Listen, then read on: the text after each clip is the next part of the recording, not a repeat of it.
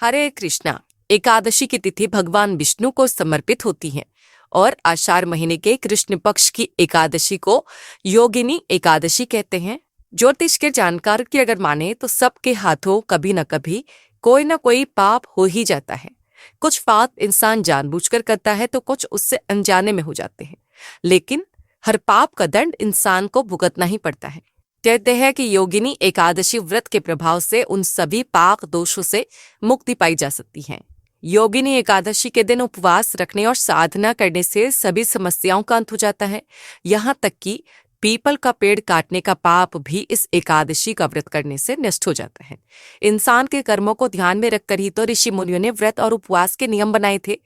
ज्योतिष की जानकारों के अनुसार अगर इंसान सही नियम से व्रत और उपवास रखे तो जीवन के तमाम कष्टों से वह आजीवन मुक्त रहता है।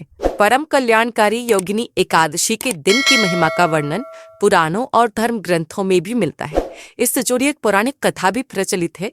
पुरातन समय में अलकापुरी का राजा कुबेर शिव भक्त था। हेममाली नामक एक यक्ष उनकी सेवा करता था, जो रोज शिव जी की पूजा के लिए फूल लाया करता था। एक बार हेममाली अपनी पत्नी के प्रेम में पूजा के लिए फूल लाने से चूक गया। तब नाराज होकर कुबेर ने हेममाली को श्राप दे डाला कि वह स्त्री के वियोग में तड़पे और मृत्युलोक में जाकर रोगी बन जाए। श्राप के कारण ऐसा ही हुआ। फिर एक दिन हेममाली की भेंट मार्कंडेय ऋषि से हुई। ऋषि ने उसे योगिनी एकादशी का व्रत करने के लिए कहा। हेममाली ने पूरे विधि विधान से इस व्रत को किया और इस पुण्यदायी व्रत के प्रभाव से उसके सभी कष्ट दूर हो गए और वह अपनी पत्नी के साथ पुनः अलकापुरी में जाकर सुखपूर्वक रहने लगा। चलिए अब आपको बताते हैं साल 2024 में योगिनी एकादशी का व्रत कब रखा जाएगा। आषाढ़ कृष्ण पक्ष की एकादशी प्रारंभ होगी 1 जुलाई सोमवार को सुबह 10:27 से। इससे पहले तक दशमी तिथि रहेगी और एकादशी तिथि समाप्त होगी 2 जुलाई मंगलवार की सुबह 8:42 पर। इस बार भी एकादशी तिथि 2 दिन है।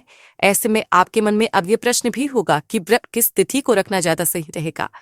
तो देखिए, जब भी एकादशी तिथियों का इस प्रकार का संयोग बनता है कि एकादशी 2 दिन पड़ती हो, तो ऐसे में सभी लोगों को दूजी एकादशी का, यानी जिस दिन एकादशी और द्वादशी तिथि दोनों ही हो, उस दिन उपवास रखना चाहिए और अगले दिन शुभ मुहूर्त में व्रत का पारण करना चाहिए।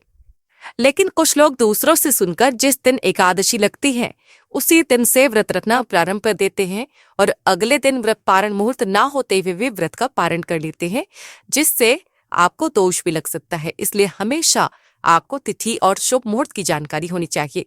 इसलिए इस बार 2 जुलाई मंगलवार को ही योगिनी एकादशी का व्रत रखा जाएगा। सभी गृहस्थजन और वैष्णवजन इसी दिन उपवास रखेंगे। अगर आप 1 जुलाई को व्रत रखने की सोच रहे हैं तो आपको बता दें कि 2 जुलाई को मंगलवार के दिन सुबह से लेकर 1:30 बजे तक हरिवासर का समय रहेगा और इस समय व्रत नहीं खोला जा सकता। अगर आपने व्रत रख भी लिया है तो फिर आपको दोपहर 1:30 बजे से 3 बजे के बीच में मंगलवार के दिन व्रत का पारण करना होगा। ऐसे में एकादशी का व्रत बहुत अधिक समय का हो जाएगा। इसलिए सभी लोगों को मंगलवार के दिन व्रत रखकर बुधवार के दिन शुभ मुहूर्त में व्रत का पारण करना चाहिए। एकादशी के दिन यानी 2 जुलाई मंगलवार को सूर्योदय सुबह 5:49 पर होगा। सूर्यास्त शाम 7:12 पर होगा। इस दिन ब्रह्म मुहूर्त सुबह 4:13 से 5:01 तक रहेगा। अभिजीत मुहूर्त दोपहर 12:04 से 12:57 तक रहेगा। अमृत काल सुबह 2:20 से 3:53 तक रहेगा और राहु काल दोपहर 3 बजे से 4:30 बजे तक रहेगा। राहु काल को अशुभ मुहूर्त में गिना जाता है। द्वादशी तिथि प्रारंभ होगी 2 जुलाई मंगलवार को सुबह 8:43 से। इसी के साथ हरिवासर का समय शुरू हो जाएगा और 3 जुलाई बुधवार को सुबह 7:10 पर द्वादशी तिथि समाप्त होगी। 3 जुलाई बुधवार को सूर्योदय सुबह 5:49 पर होगा।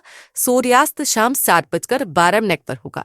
ब्रह्म मुहूर्त सुबह 4:13 से 5:01 तक रहेगा। राहु काल दोपहर 12 बजे से 1:30 बजे तक रहेगा। व्रत का पारण अगले दिन हमेशा सूर्योदय के बाद और हरिवासर का समय बीतने के बाद किया जाता है। 2 जुलाई मंगलवार को हरिवासर दोपहर 1:30 बजे तक समाप्त हो जाएगा और योगिनी एकादशी का व्रत खोला जाएगा यानी व्रत का समापन किया जाएगा 3 जुलाई बुधवार को सुबह 5:49 से 7:10 तक।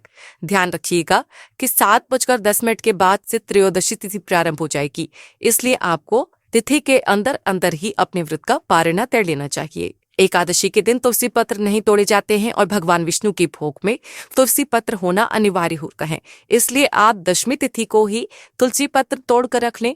यदि आप सोमवार के दिन तुलसी पत्र नहीं तोड़ रहे हैं तो आपको फिर शनिवार के दिन ही तुलसी के पत्ते तोड़ कर रख लेने चाहिए।